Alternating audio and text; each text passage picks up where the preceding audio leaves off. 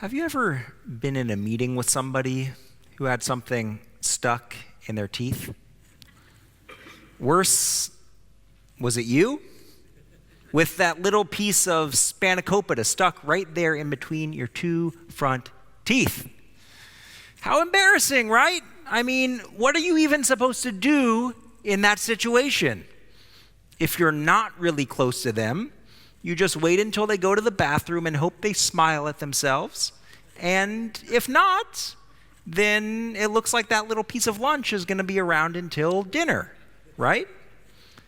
If you're close friends, maybe you whisper in their ear when you get a private moment. God forbid, should you call them out in this meeting in front of a whole conference room of people and say, hey, you got something in your teeth. How embarrassing would that be?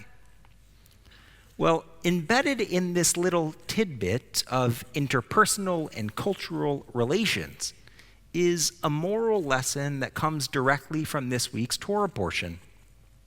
In our parasha Vayigash, we reach the climax of Joseph HaTzadik, of his saga, from favorite son despised by his brothers, to slave and prisoner in Egypt, to now where we meet him as the second most powerful man in Egypt. And with a famine across the land, he holds immense power over his brothers, who have come down to Egypt begging for food to save their family. Joseph puts the brothers to the test, we read about, by hiding a silver cup in their youngest brother Benjamin's sack, and he threatens to imprison poor young Benjamin. And Judah, knowing that Benjamin's loss, that losing Benjamin would break poor Jacob, their father's heart, a second time, Judah offers to be made a slave in Benjamin's place if Joseph will only spare the younger brother. As a brief aside, this little example, this little scene is the Torah's most perfect example of complete teshuvah, of complete repentance, since it was Judah, remember, who originally suggested that the brothers sell Joseph into slavery. And in our parasha this week, upon seeing his brother's transformation into a person who would sacrifice himself to save another brother, Joseph is overcome with emotion. The Torah reads, and I'm quoting, Joseph could no longer control himself before all of his servants, and he cried out, have everyone withdraw from me. So there was no one else about when Joseph made himself known to his brothers. His sobs were so loud that the Egyptians could hear, and so the news reached Pharaoh's palace. Joseph said to his brothers for the very first time since that day, decades before in the pit, Joseph said, I am Joseph. Is my father still well? But his brothers could not answer him, so dumbfounded were they on account of him. And then Joseph said to his brothers, come forward to me. And when they came forward, he said, I am your brother Joseph, he whom you sold into Egypt. Rabbi Shai Held, he asks about this strange turn of events, Joseph's revelation of his true identity. He says, given his brother's past history of hatred and violence toward him, is Joseph not acting a little recklessly? Perhaps before identifying himself, he ought to have called more attendants into the room rather than sending away the ones who are already there. And indeed, in the Talmud, Rabbi Shmuel bar Nachmani explains Joseph put himself in grave danger because if his brothers had killed him in that moment, no one would have known whom to blame. So why, Rabbi Shmuel bar Nachmani asks, did Joseph tell everyone to leave the room? He says, Joseph must have thought, better that I be killed than I humiliate my brothers in front of the Egyptians. Joseph did not want his Egyptian friends to know all of the terrible and bad things that his brothers had done in their past. Rabbi Held explains, Joseph would rather die than humiliate another person. even though those whose feelings he wanted to protect have caused him so much pain and suffering.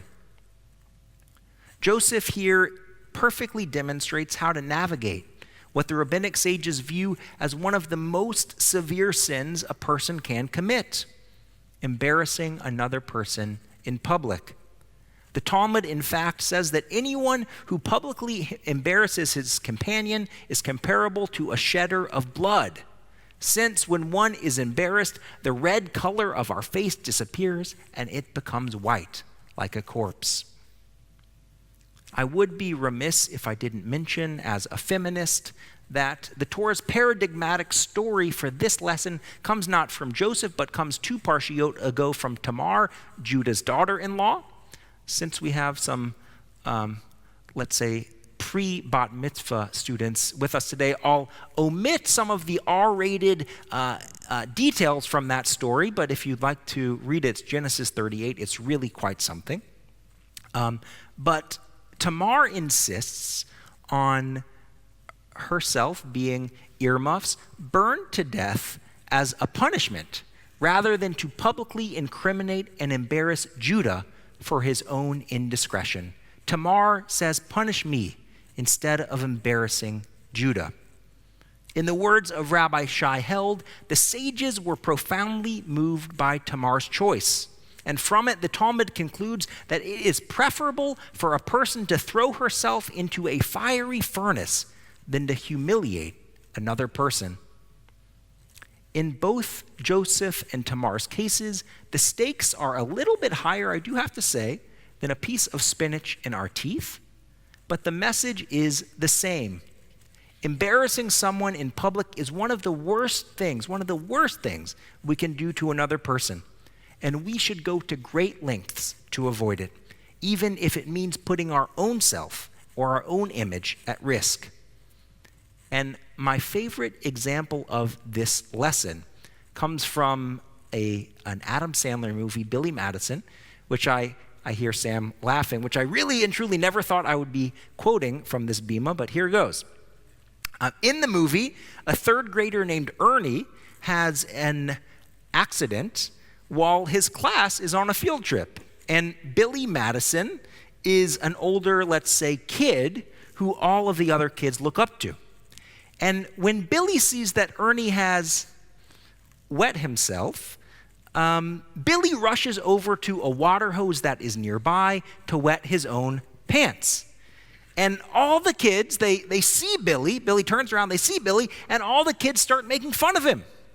But Billy says, "I do this all the time, and going number 1 in your pants is cool." I really never thought I'd talk about this from the bima. But all of the sudden, when the other kids see that Ernie had a wet front too, their whole class thought that Ernie was super cool because he was just like Billy. Now, joking aside, what a real difference did Billy make in the life of his friend, keeping him from childhood shame, which could have lasted years. I want to invite you, us, to think about times when you were embarrassed, when you were shamed in public.